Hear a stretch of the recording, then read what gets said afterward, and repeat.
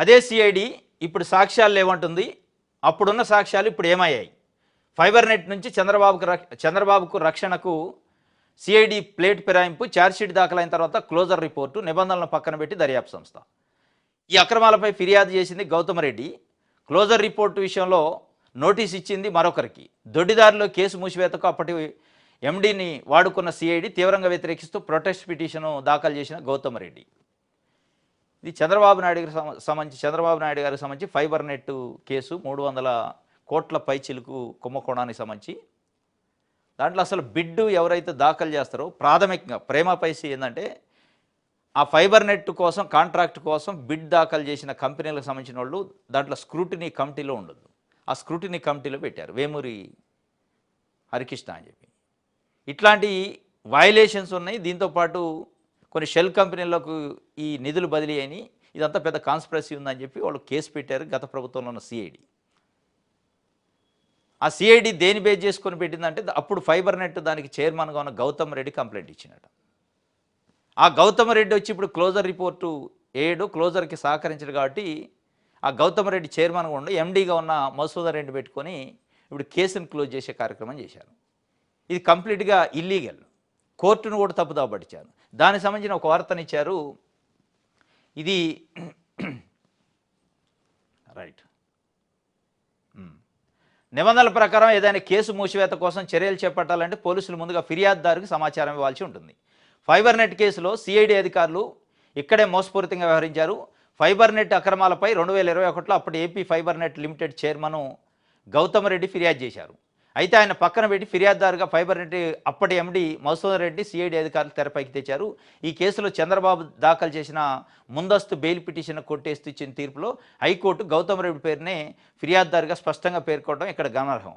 అయితే చంద్రబాబుపై కేసు మూసివేసేందుకు ఫిర్యాదుదారు అయిన గౌతమరెడ్డి అంగీకరించే ప్రసక్తి ఉండకపోవడంతో సిఐడి చట్టవిరుద్ధ మార్గాన్ని ఎంచుకుంది.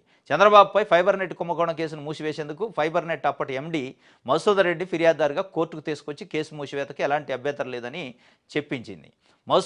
చంద్రబాబు సిఐడి ఒత్తిడికి తలొగ్గిన మధుసూదన్ రెడ్డి సైతం సిఐడి చెప్పినట్టు చేశారు. వాస్తవానికి ఇదే Madhusudan Reddy AP fibre net ఎండీగా ఫైబర్ నెట్ పనుల విషయంలో థర్డ్ పార్టీ ఆడిట్ నిర్వహించారు. కాంట్రాక్ట్ పొందిన సంస్థ 80% పనులు పూర్తి చేయలేదని తేల్చారు. భారీ మొత్తంలో నిధులు దుర్వినియోగం జరిగిందని మధుసూదన్ రెడ్డి స్పష్టంగా చెప్పారు. అలాంటి వ్యక్తి ఇప్పుడు చంద్రబాబుపై కేసు మూసివేతకు ఎలాంటి అభ్యంతరం లేదని చెప్పడం వల్ల పలు అనుమానాలు కలిగిస్తుంది. సిఐడి గతంలో సేకరించిన ఆధారాలకు మధుసూదన్ రెడ్డి ఇప్పుడు చెబుతున్న దానికి పొంతం లేదు. ఇదే అనమాట కథ. ఏదైనా ఒక కేసుకు సంబంధించి క్లోజర్ రిపోర్ట్ వేయాలంటే అసలు దీంట్లో ప్రాథమికమైన మిస్టేక్ ఏంటంటే ఛార్జ్షీట్ వేసిన తర్వాత క్లోజర్ రిపోర్ట్ ఉండదు. ఛార్జ్షీట్కి ముందే పోలీసులు ఇన్వెస్టిగేషన్లో సిఐడి కావచ్చు పోలీసు కావచ్చు మా విచారణలో దానికి సంబంధించిన ఎవిడెన్స్ దొరకట్లేదు, ల్యాక్ ఆఫ్ ఎవిడెన్స్ ఉందని చెప్పి క్లోజర్ రిపోర్ట్ వేస్తారు జనరల్ కేసులలో. ఎవిడెన్స్ దొరకట్లేదు, కంప్లైనెంట్ ఇచ్చిన కంప్లైంట్ని బేస్ చేసుకొని మేము విచారణ చేస్తుంటే ఎక్కడ దానికి సంబంధించిన ప్రాథమికమైన సమాచారం కానీ సాక్ష్యాలు లేవు కాబట్టి క్లోజ్ చేయండి అని కోర్టును అప్పీల్ చేస్తుంది పోలీస్ డిపార్ట్మెంట్. దాన్ని క్లోజర్ రిపోర్ట్ అంటారు. వీళ్ళు ఛార్జ్షీట్ వేశారు. ఈ కేసు అయినప్పుడు ఆ కోర్టు రిమాండ్ విధించే పరిస్థితి ఉంటే ఆ రిమాండ్ అక్రమం అని సిద్ధార్థ లూథ్రా లాంటి సుప్రీంకోర్టు సీనియర్ అడ్వకేట్ని తీసుకొచ్చి రిమాండ్ పైన కొట్లాడారు, అరెస్ట్ పైన కొట్లాడలేదు. రిమాండే ఫేక్ అని చెప్పారు, రిమాండే అక్రమం అని చెప్పి కొట్లాడితే అది సుప్రీంకోర్టు హైకోర్టు వరకు పోయింది. సుప్రీంకోర్టు హైకోర్టు ఎక్కడ ఇది రిమాండ్ అక్రమం అని చెప్పలే, ప్రేమపైసి లేదని చెప్పలే, క్వాష్ పిటిషన్లో క్వాష్ చేయలే. అంటే ఏదో సమ్ ఉంది. ఇప్పుడు ఏం లేదని సిఐడి క్లోజర్ రిపోర్టే తప్పు. ఇప్పుడు ఛార్జ్షీట్ వేసిన తర్వాత దట్టు మళ్ళీ కంప్లైనెంట్ని పిలవాలి. ఏ క్లోజర్ రిపోర్ట్ అయినా కంప్లైనెంట్కి నోటీస్ ఇవ్వాలి, సమన్ ఇవ్వాలి. మీరు సో కంప్లైంట్ ఇచ్చారు, ఆ కంప్లైంట్కి సంబంధించి ల్యాక్ ఆఫ్ ఎవిడెన్స్ ఉంది, క్లోజ్ చేస్తున్నాం. దీనిపైన మీకు ఏమన్నా అబ్జెక్షన్స్ ఉంటే కోర్టులో ప్రొటెస్ట్ చేసుకోండి, ప్రొటెస్ట్ పిటిషన్ వేయండి, సో డేట్ లోపు అని ఒక 15 రోజులు 20 రోజులు టైం ఇస్తారు. అది గౌతమరెడ్డికి ఇవ్వాలి కంప్లైనెంట్. ఇక వీళ్ళు టెక్నికాలిటీ ఏమంటారంటే అప్పుడు చైర్మన్గా గౌతమరెడ్డి ఉండి కంప్లైంట్ ఇచ్చిండు, ఇప్పుడు చైర్మన్గా లేడు కాబట్టి ఆయనకి ఇవ్వలేదు, ఎండీ ఆథరైజ్డ్ పర్సన్ కాబట్టి ఇచ్చినామంటారు. ఇప్పుడు దానిపైన గౌతమరెడ్డి ప్రొటెస్ట్ పిటిషన్ నిన్న మూవ్ చేసిండు. ఈరోజు దానిపైన ఆర్గ్యుమెంట్ ఉంది, లాస్ట్ వీక్ మూవ్ చేసిండు. ఇప్పుడు ఆ ప్రొటెస్ట్ పిటిషన్లో సిఐడి ఏం చెప్పింది, దీంట్లో అక్యూజ్డ్గా ఉన్న చంద్రబాబు నాయుడు గారు ఏం చెబుతారో చూడాలి. ఇక కంపల్సరీగా దీన్ని కోర్టు అయితే టర్న్ తీసుకునే అవకాశం ఉంది.